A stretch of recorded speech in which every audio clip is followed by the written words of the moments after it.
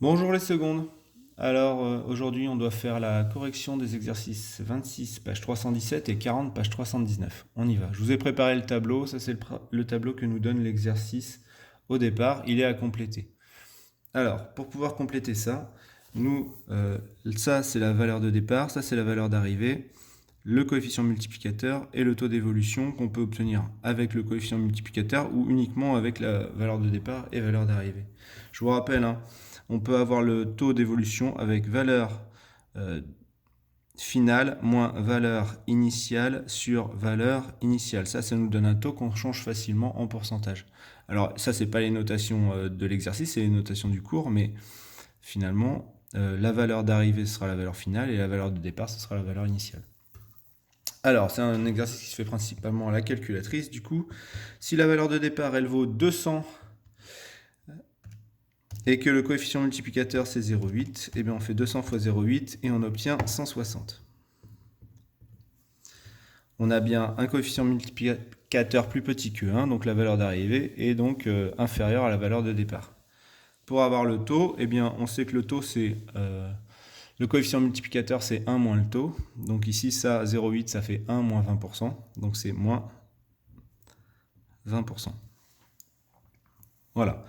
Là, on a le taux dans cette ligne-là. On peut le transformer en coefficient multiplicateur. Une augmentation de 15% correspond à un coefficient multiplicateur de 1,15. Si j'ai la valeur d'arrivée, pour obtenir la valeur de départ, je vais prendre la valeur d'arrivée divisée par le coefficient multiplicateur. Ça fait 51,15 divisé par 1,15, environ 44,5. On a bien une valeur de départ qui est plus petite qu'une valeur d'arrivée, donc le coefficient multiplicateur supérieur à 1, il se justifie. Maintenant, valeur de départ moins valeur d'arrivée divisé par valeur de départ nous donnera le taux. On peut faire ça. Ou alors on fait valeur d'arrivée divisé par valeur de départ et on obtient le coefficient multiplicateur. Alors faisons la formule du cours. Valeur d'arrivée moins valeur de départ, le tout divisé par valeur de départ. On obtient moins 0,01. Ça, c'est une diminution de 1%. Et une diminution de 1% correspond à 1 moins 1 centième. 1 moins 1 centième, ça fait 0,99 pour le coefficient multiplicateur. Ici, on a une augmentation de 100%. Ça nous fait un coefficient multiplicateur de 1 plus 100 sur 100, c'est-à-dire 2. Et quand on a un coefficient multiplicateur de 2 avec une valeur de départ de 2, la valeur d'arrivée, elle vaut 2, 1 fois 2. Pour obtenir la valeur de départ, je vais prendre la valeur d'arrivée divisée par le coefficient multiplicateur. 45 divisé par 0,1, on obtient 450.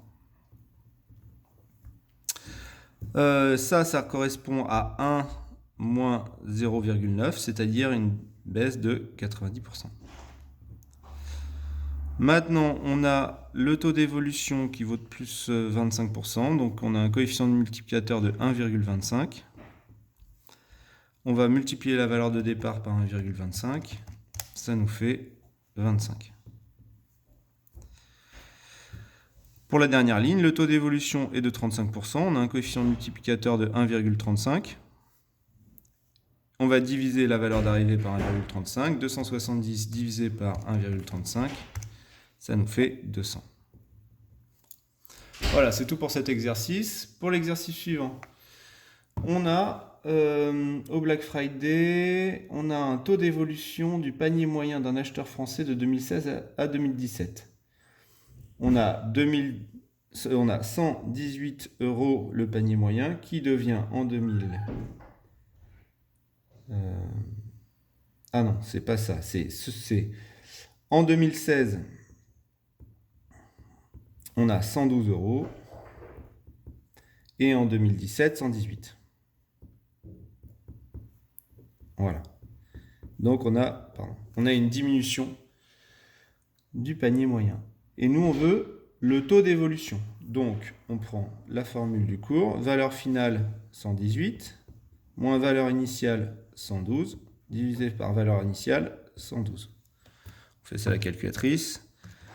118 moins 112, divisé par 112, ça nous fait environ 0,05.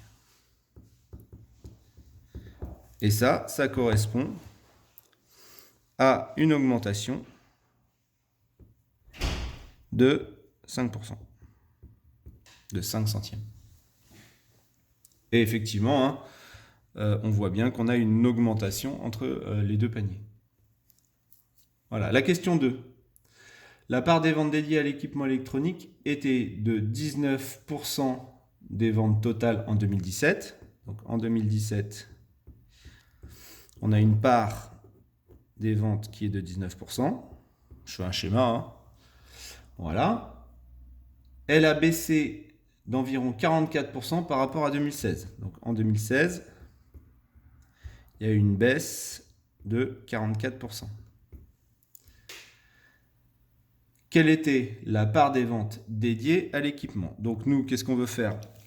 On veut regarder quelle était la valeur initiale pour que la valeur finale soit de 19 avec une réduction de 44%. La réduction de 44%, finalement, on a la part ici, multipliée par... Alors, la réduction de 44%, ça correspond à une multiplication, un coefficient multiplicateur, pardon, de 0,56. Et on doit trouver 19. Donc finalement, la part initiale, ça va être 19 divisé par 0,56. Si je fais ça à la calculatrice,